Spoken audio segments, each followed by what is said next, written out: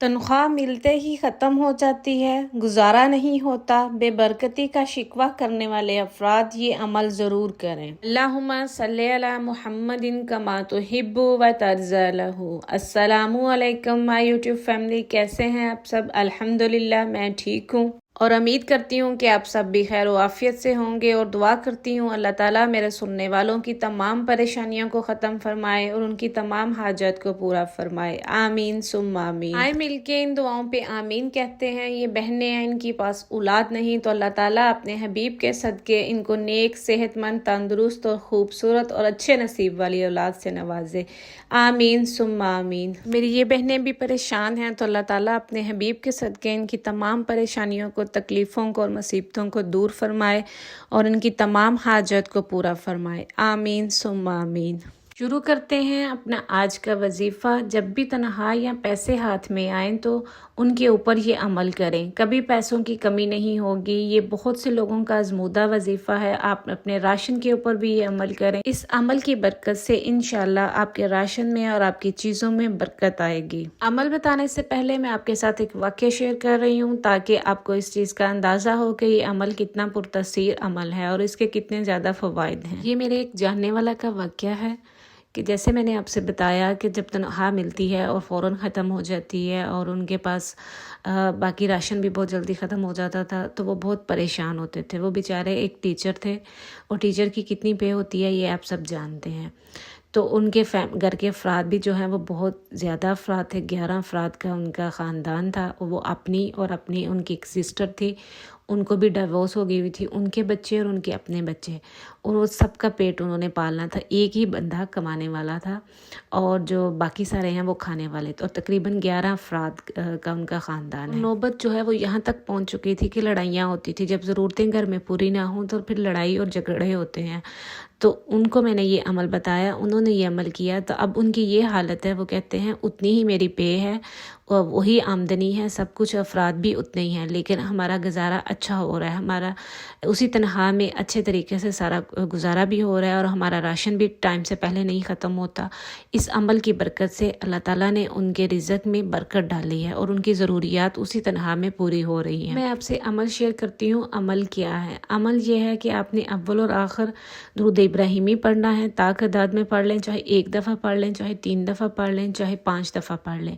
ये आपके ऊपर है कि आपने कितनी दफ़ा पढ़ना है। उसके बाद आपने सूरह कुरैश पढ़नी है 3 दफ़ा, और जब आपकी पे आती है या जो आपके पास पैसे होते हैं आपने उसके ऊपर इसको जो है दम करना है, मतलब फूंकना है। पढ़ने के बाद आपने पहले अव्वल और आखिर दुरूद इब्राहिमी पढ़ा, फिर उसके बाद आपने 3 दफ़ा सूरह कुरैश पढ़नी है, फिर उसके बाद आपने उन पैसों के ऊपर जो है वो फूंकना है, और जब आपने और जहाँ भी रखने हैं वहाँ रख दें, और जब आपने उन पैसों में से लेने हैं तब आपने ये अमल करके तो फिर उसमें से पैसे लेने हैं और बाकियों के ऊपर भी वो फूंक ले, जो निकाले उनके ऊपर भी फूंक मारनी है और जो बाकी रह गए उनके ऊपर भी फूंक मारनी है आपने। मिसाल के तौर पे आपने कुछ चीज़ ख़रीदनी है तो आप अपने उन पैसों के अंदर से आपने कुछ पैसे लेने हैं और उनसे चीज़ ख़रीदनी है, तो आपने ये अमल करके उन पैसों के ऊपर फूंक मारनी है और फिर अपनी चीज़ ख़रीदनी है। फिर उसके बाद बाकी जो पीछे बाकी पैसे बचते हैं उनके ऊपर भी आपने फूंक मारनी है। इस तरह आपने उन पैसों में से अगर कोई चीज़ ख़रीदी यानी राशन ख़रीदा, तो आपने जब उस राशन को घर में लेके आना है तो आपने उसके ऊपर भी यही अमल करना है। अव्वल और आखिर दुरूद इब्राहिमी और 3 दफ़ा सूरह कुरैश आपने पढ़नी है।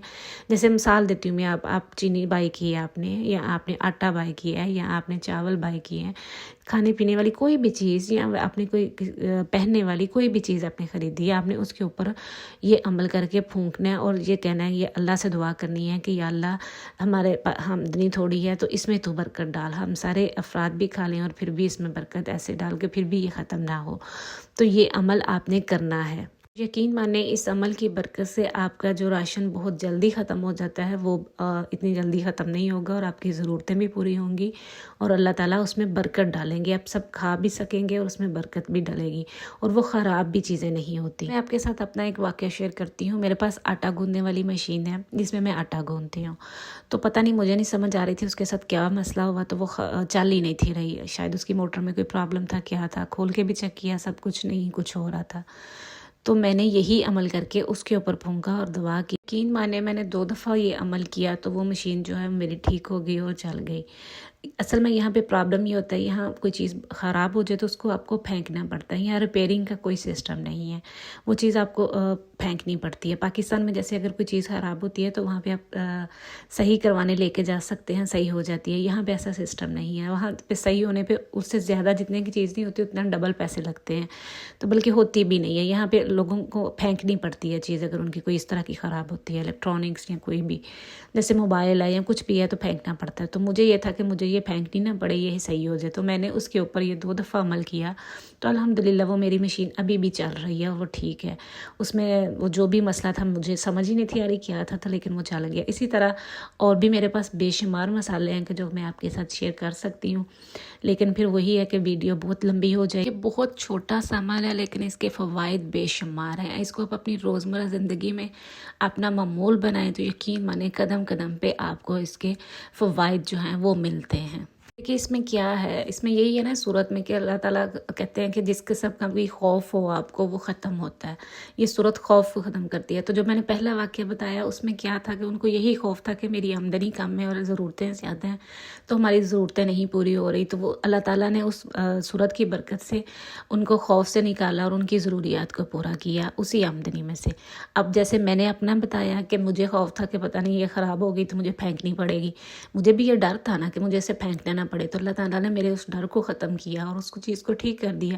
اسی طرح کسی کی بھی بہن یا بھائی کو کسی قسم کا بھی کوئی خوف ہے تو وہ اس چیز کو پڑھیں تو انشاءاللہ اللہ تعالیٰ آپ کو اس سے نکالیں گے اور اس میں سے آپ کو فائدہ ہی ملے گا اس عمل کی برکت سے۔ آخر میں آپ سے ایک بات کلیئر کرنا چاہتی ہوں کہ میں نے ایک ویڈیو بنائی تھی درود تنجینہ کے اوپر، تو اس کا بہت اچھا فیڈ بیک مل رہا ہے، بہت سی بہنوں اور بھائیوں نے کیا اور ان کے فائدے ہو رہے ہیں، لیکن کچھ میری بہن اور بھائی اس بات پہ ہیں کہ یہ بہت لمبی تعداد ہے، ہم ایسا نہیں اتنا نہیں پڑھ سکتے۔ تو ان کے لیے یہ ہے کہ اگر آپ اتنی تعداد میں نہیں پڑھ سکتے تو آپ اس کو روزانہ 100 دفعہ بھی پڑھ سکتے ہیں یا 313 دفعہ بھی پڑھ سکتے ہیں جب تک آپ کا مسئلہ حل نہیں ہوتا، اور آپ تب تک اس کو جاری رکھیں۔ اس کو آپ اپنے ٹائم کے حساب سے بھی پڑھ سکتے ہیں، کچھ کہتے ہیں ہم عشاء کی نماز کے بعد نہیں پڑھ سکتے، تو آپ کو جو ٹائم اویلیبل ہے، جو ٹائم میں آپ سمجھتے ہیں کہ ہم اچھے طریقے سے اس کو پورا کر سکتے ہیں، آپ اس کو اس ٹائم پہ پورا کریں اور پڑھیں، اس کو اپنی زندگی میں شامل کریں، اس کے بے شمار رزلٹس ہیں۔ آپ اس ویڈیو کے کمنٹس باکس میں جا کے دیکھیں کتنی بہنوں نے اور بھائیوں نے میسیج کیے ہوئے ہیں کہ ہم نے یہ عمل کیا اور ہمیں کیا فائدہ ملا۔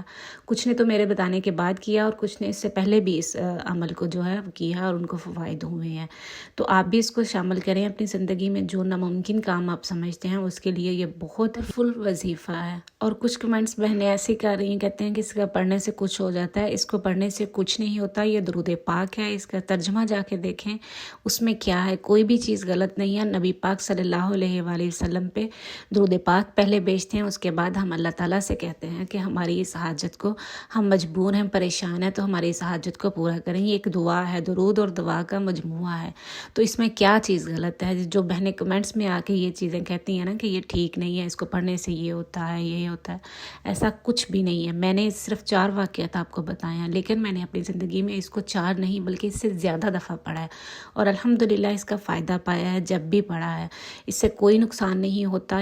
اور بھی بہت سے لوگوں نے اس کے اوپر ویڈیوز بنائی ہوئی ہیں، آپ بے شک ان کی بھی جا کے دیکھیں۔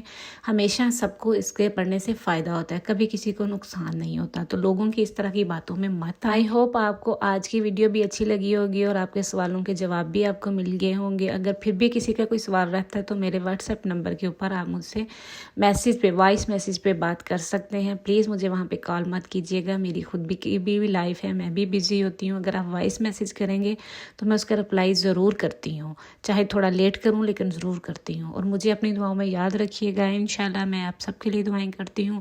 پھر ملوں گی، اللہ حافظ۔